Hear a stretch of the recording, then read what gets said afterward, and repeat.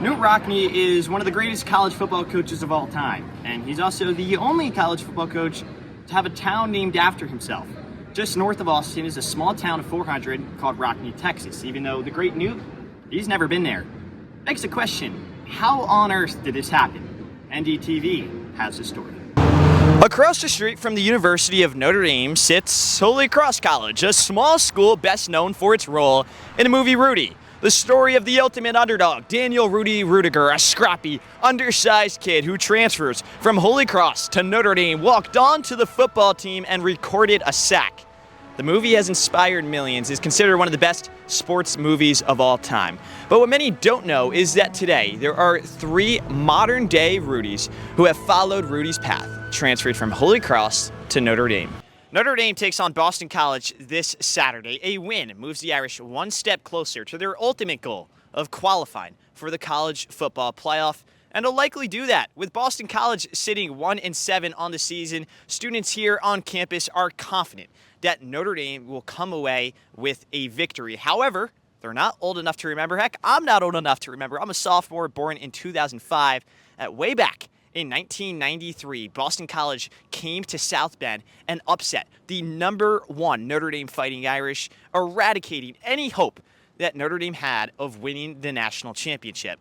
Will history repeat itself? We'll see about that this Saturday. I'm sure Boston College will be grateful if it does. Notre Dame, not so much. From outside Notre Dame Stadium, Chris Dailey, NDTV.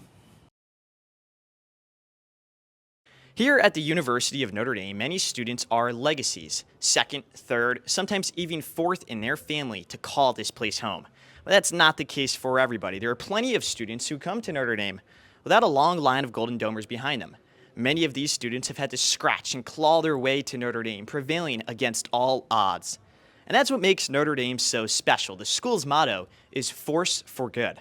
Few embody that motto better than PhD student and philosophy professor William Cambion, whose journey to Notre Dame is as remarkable as it gets. I was born in a very deprived area in Africa, in Ghana to be precise, a village which still doesn't have electricity. Over there, it was audacious to dream of high school, not to think of university, and not to even think of master's or doctorate. So when I got the opportunity to go to a Catholic university in Ghana, it was a dream come true. The dream opportunity Cambion received soon grew beyond what he could have ever imagined, leading him to the United Kingdom for his master's and eventually his dream school for his doctorate degree. So when I got to the UK, another opportunity to do my master's, while studying, I have always wanted to do a PhD. So I said it would be I don't even know how to describe it if I ever get into Notre Dame to study. And God being so good, I applied for a PhD place and I was fortunate to be chosen as one of the 8 candidates selected that year. It was one of the best experiences of my life. It was beautiful. Cambion also firmly believes that it's not just a university that acts as a force for good, but the people who make it up. He's living proof of that. When you come to Notre Dame, the first thing that greets you is that Notre Dame places emphasis on the moral dimension of every discipline. No matter whether you're studying business, it tells you not just to go out and do business, but do it in a way that is distinctive. That tells that you are coming from Notre Dame. At the moment, I am working on establishing a foundation or charity to take care of needy students in my village and hopefully to extend it to other deprived areas. And to me, I see in the faces of those deprived children an opportunity to be the force for good that Notre Dame is training me to be.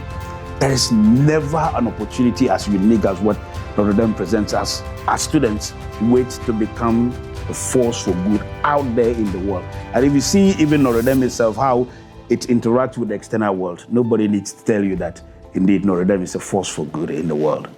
Although he may not be a quote-unquote legacy student, William Cambion is without a doubt leaving a legacy of his own by living out what it means to be a force for good every single day. From beneath the eyes of touchdown Jesus, Chris Dailey, BTN TV. The Notre Dame football program has made history this year, but not for anything on the field, at least not yet. To find this moment of history, you have to venture to the sidelines, where there's a figure in all green attire seen hyping up the crowd. That would be the Notre Dame Leprechaun, a role that since its first official season in 1965 has been held by a male. But this season, the mold is broken. Notre Dame senior McKenna Engelhardt now dons the iconic green hat, a groundbreaking feat that's redefining tradition. For McKenna, this moment is destiny, a culmination of a lifelong love for the Irish. So I actually grew up going to the Notre Dame Stanford games every other year in my hometown of Palo Alto. So I definitely was raised on the Irish. Both of my parents went here, but because of that, I kind of felt like they were brainwashing me.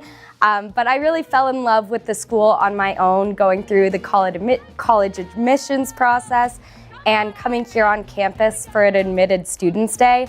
I met some of my best friends to this day. McKenna's love for the Irish led her to Notre Dame's annual Leprechaun tryouts, something that initially started out as a lighthearted experiment. I honestly kind of tried out at first as a joke with my friends. We thought it was really funny how a lot of my attributes on my resume and stuff applied a lot more to a leprechaun than an engineering internship. And one thing led to another, but it was really exciting to have them show up in my room and to get to tell all my friends and family that didn't really know I was going through this tryout process. And it was amazing to be welcomed in right away to the entire cheer team and the other 4 leprechauns. What started as a joke has since turned into history. For more than 60 years, the role of the leprechaun has been woven into the identity of Notre Dame football. McKenna is now Notre Dame's first female lead football leprechaun. It truly means so much. I think all of us here at Notre Dame know all the diversity and everything that goes up into making up this school, but having the opportunity to represent that at a football game means so much just because there's so many people that come in for it. It's also been really special. I've gotten to meet the other 3 women that were leprechauns both with me and before me. So it really feels like it's been the journey of all of us together that's really gotten me to this point now. All of these experiences have shaped McKenna into who she is and what she stands for, finding what you're passionate about and not looking back. I think it's really just being focused on what you care about and are passionate about. And if you have a passion for something like your love of Notre Dame or sports or whatever that is, and stay true to that, people will really see that and appreciate that. And it's a great opportunity for them to see it and then be able to share it with others. McKenna's love for Notre Dame is clear. A mechanical engineering student, she's set to graduate in May, but for the time being can be seen each weekend in front of tens of thousands doing what she loves. A trailblazer and a history maker, Leprechaun McKenna is the heart and soul of the Notre Dame football program. From NBC Sports, I'm Chris Dailey.